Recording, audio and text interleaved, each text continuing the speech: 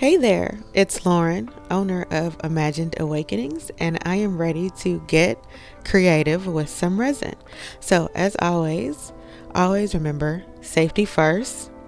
Please use your safety gear and work in a well ventilated area whenever you are working with epoxy resin. Please be safe. Your health is important. So, now that I'm done with the infomercial portion, here I got some new molds. The two leaves are like large coasters, and on this one, I decided I wanted to kind of dust the mold with some mica powders beforehand, just to kind of see what effect it would have. So, this is the first time I've tried it with this particular mold. I decided to go with 4 colors. It went much slower than the video is suggesting. But I went with 4 colors. And I just kind of did like half of each side with a different color in a hope for, what's that word when things are different? It doesn't matter. Anyway, contrast. That's it. I love contrasting things because I don't know, I just feel like it gives added dimension. So anyway, I'm just going to finish dusting this mold and move along.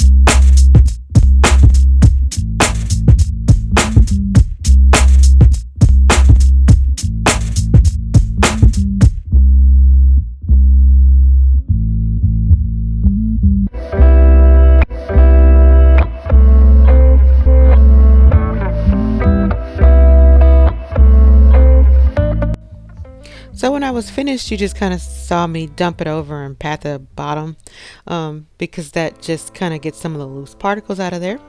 And here I've already have colors added to my cups as usual. And just a little while ago, you kind of saw me dump some of that gold foil in the bottom of one. When I want to add gold foil, I dump it into a cup before I add the resin, and then I stir it up. But I feel like that has the best effect.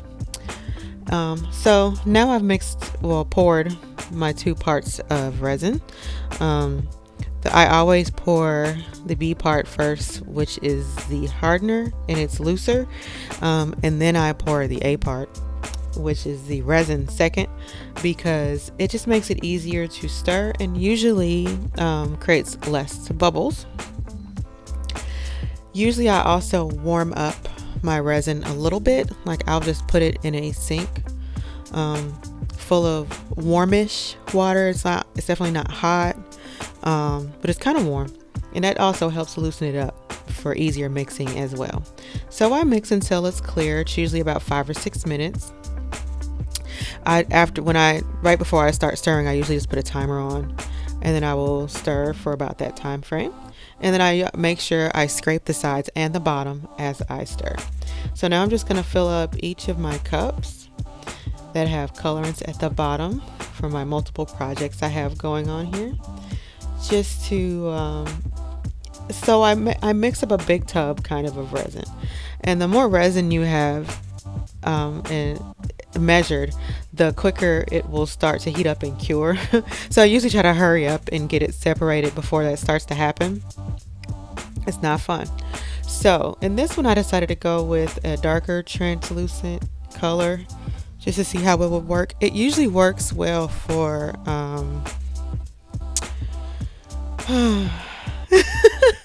The word is eluding me now. I'll come back to it later. But there's another colorant that I use to dust my molds with, and the darker color usually works with those. Sorry, I'm drawing a blank. Anyway, so I poured my 2 translucent colors that had the gold foil in at the same time to sort of get an equal amount into the other leaf. And then in the cutting board, I'm just kind of winging it. I had a couple of different colors that I wanted to try, and then put some white in there to sort of, space them out. And then the heat gun just sort of gives some texture to the color. You'll see when I pull it out. It just kind of gives some texture because I've mixed different, the resin has different weights to it, if you will, because translucent color is lighter than mica powder. And so when you mix those two together and add heat, it kind of just gives it it's a different dimension. So I've got all my colors in there in all the places. And then I just hit them all with a heat gun. Unfortunately, I overfilled the leaf molds, so I was kind of concerned on how those were going to turn out. So I usually let them sit overnight. They don't typically sit this full 24 hours because I put a little mini heater in front of them, and I'm impatient. I'm a very impatient person. But I do still let them sit overnight because I want them to be like rock solid by the time I take them out of the molds. I don't want them to still be kind of moving and bending when I take them out, because then they'll cure all funny, and nobody wants that. So anyway, I kind of struggled a little bit with getting this out because I overfilled the mold. It's kind of hard for me to tell anyway in the video, but up close and in person it's really obvious, because it kind of leaked over onto some of the sides. So I'm just kind of gently pry the mold from the resin because I don't want it to tear. I want to be able to use it a couple of more times, and so it's just a process. I try to pull off as much as I can of the excess, but it was really hard. That's the difficult part about waiting until it's super firm, because before, if it was kind of soft, when I pulled it out, I could kind of pull off the excess or even cut it off with some scissors, which is not happening with this one. So anywho, finally got that off, and I really think it actually turned out beautifully, except for if you've seen it in person, it's kind of, the overlap doesn't look very good. So I'll keep this one for myself because I'm just too much of a perfectionist to put it on sale, knowing that I overfilled the mold and it'd just be too hard to get the excess sides off. But I'm definitely going to do this technique again because I think the translucent color with the gold foil turned out beautifully. I also have some different colors of foil, so I may try those as well, because that'd be fun. So this is the one that I did.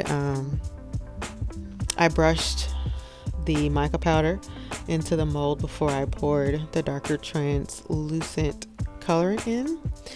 And so usually, it's just, I'm wondering now if I should have just gone with clear, because it's a different kind of colorant than I'm used to brushing the molds with typically.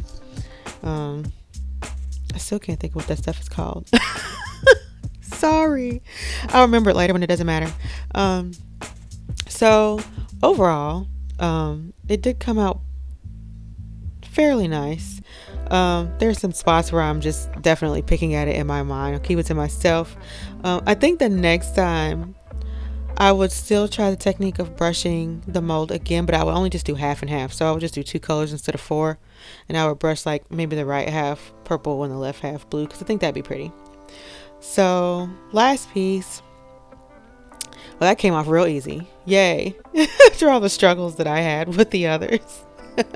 So this is the round cutting board. And it really turned out beautifully. I like the effect. I wasn't really going for anything specifically. Just wanted to see how it turned out. So I'm pretty happy with that one as well. And so that's that for this video. If you liked what you saw, please subscribe, and thank you for coming by.